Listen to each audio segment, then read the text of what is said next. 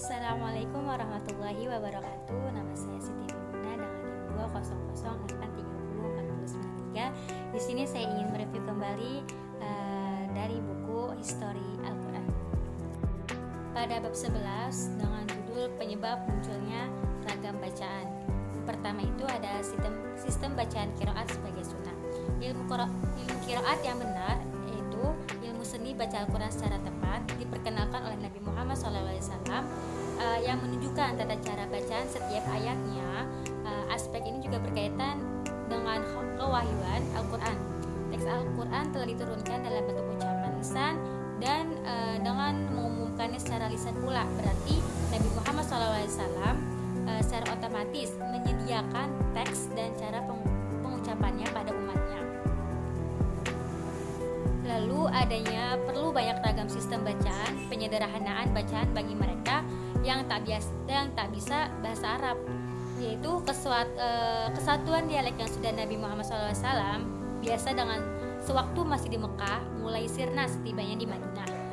Dengan meluasnya ekspansi Islam melintas belahan wilayah Arab dengan suku bangsa dan dialek yang baru, berarti berakhirnya dialek kaum Quraisy yang dirasa sulit untuk dipertahankan.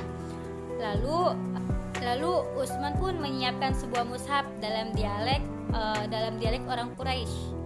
Ya, akhirnya jumlah semua ragam bacaan yang terdapat dalam kerangka mushaf 5 mushaf resmi tidak lebih dari 40 karakter, dan seluruh pembaca yang ditugaskan mengajar Al-Quran wajib mengikuti teks mushaf tersebut, dan agar meneliti sumber otoritas dari mana mereka mempelajari bacaan sebelumnya. Zaid bin Thabit, orang yang begitu penting dalam pengumpulan Al-Quran, menyatakan bahwa Al-Quran itu sunatu mubta'ah, yaitu seni bacaan qiraat Al-Quran. Al-Quran ini merupakan sunnah yang mesti dipatuhi dengan sungguh-sungguh. Penjelasan akan hal ini telah kita masukkan ke dalam bab-bab sebelumnya. Terus lalu ada variasi adalah suatu istilah yang sebenarnya kurang begitu. Lalu adapun penyebab utama munculnya banyak multiple bacaan ataupun beragam pandangan tentang orientalis. Menurut Jeffrey, kekurangan tanda titik dalam mushaf Utsmani berarti merupakan peluang bagi pembaca untuk memberi tandanya sendiri sesuai dengan konteks makna ayat yang ia pahami. Jika ia menemukan kata tanpa tanda titik, boleh saja dimaknai dengan sendirinya atau diberikan tandanya sesuai dengan pilihan karakternya. Lalu penyebab yang kedua yang mengakibatkan banyaknya multiple bacaan varian beragam ini dalam pengumpulan materi untuk keperluan penelitian, Jeffrey menggunakan metodologi orientalis dan menolak cara kritis kaum muslim dalam menganalisis isnad.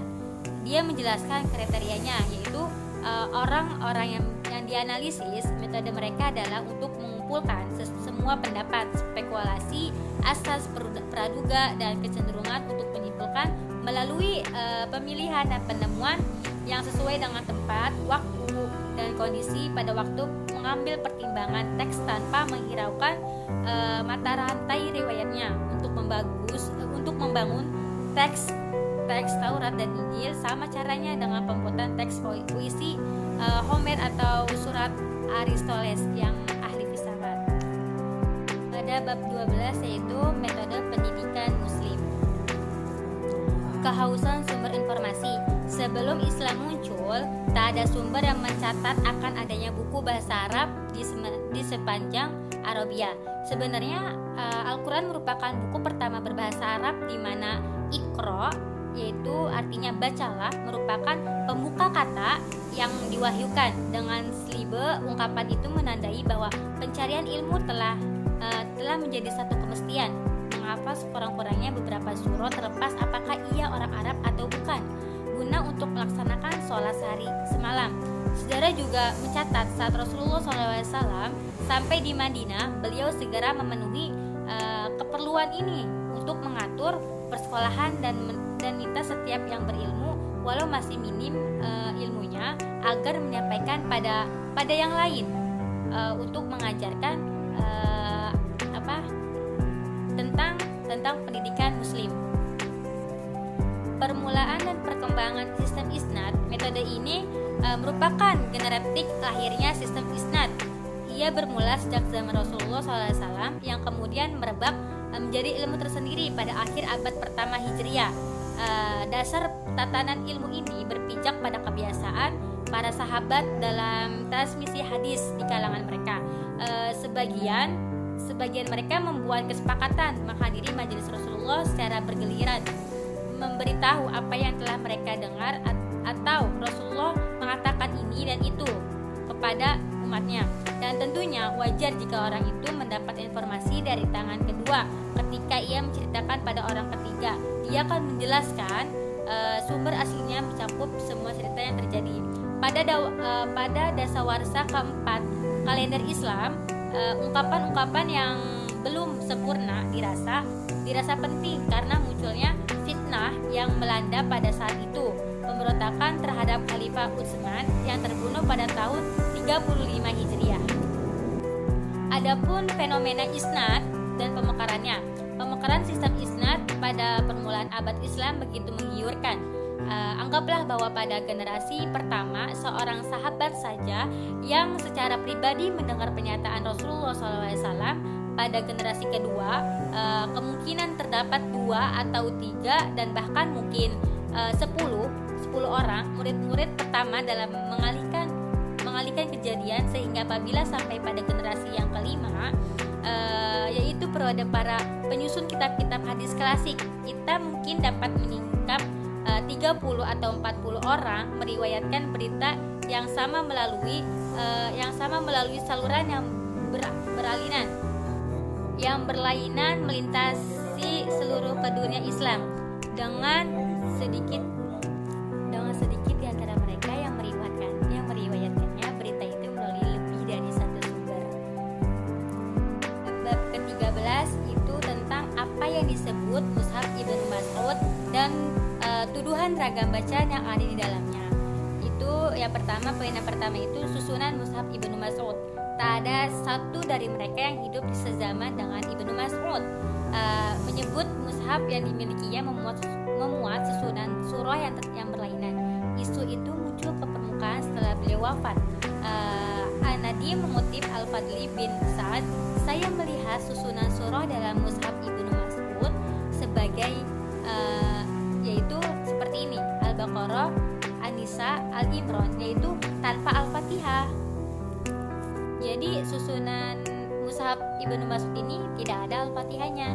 Lalu adapun teks yang berbeda dengan mushaf Utsmani. Mushaf kita itu mushaf Utsmani. Dia yaitu ketika meneliti berbagai ragam bacaan, Abu Hayyan An-Nahwi menemukan kebanyakan riwayat dikaitkan dengan Ibnu Mas'ud mengambil sumber dari kelompok Syiah. Sementara para ilmuwan Sunni di sisi lain menyatakan bahwa bacaan Ibnu Mas'ud senada dengan bacaan seluruh umat Islam. Lalu di dalam mushaf Ibnu Mas'ud ini 3 surah yang dihilangkan, yaitu surah yang terakhir. Itu ada surah Al-Fatihah, surah Al-Falaq, dan surah An-Nas. Menurut beberapa riwayat tidak terdapat dalam mushaf Ibnu Mas'ud. Tampaknya seluruh masalah yang ada sangat meragukan. Adapun prinsip menemukan ayat sebagai Al-Quran, yaitu ada 3 pedoman yang hendaknya terpenuhi sebelum cara sebuah bacaan suatu ayat dapat diterima sebagai Al-Quran. Yang pertama itu qiraat ya.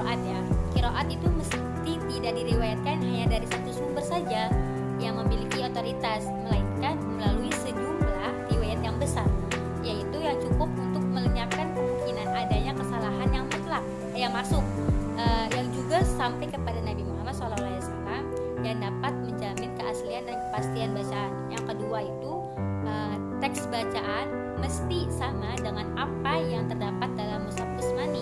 Dan yang ketiga itu cara pengucapan mesti senada dengan tata